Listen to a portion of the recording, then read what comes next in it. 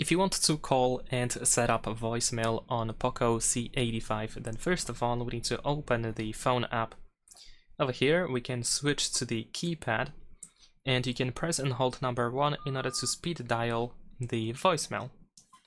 Simple as that. And then you should be able to set it up by listening to the instructions that you will be told. If this doesn't work for you, if you press and hold number 1 and nothing happens, then you can go back to the home page and then go ahead and use these 3 lines in the upper left corner and choose settings. Next, in here, open voicemail settings. If you have 2 SIM cards, you need to select the SIM for which you want to manage voicemail settings. Now go to advanced settings, and then in here we have voicemail number. So you might need to change, update, or just enter the voicemail number in case it is just empty or in case it is incorrect.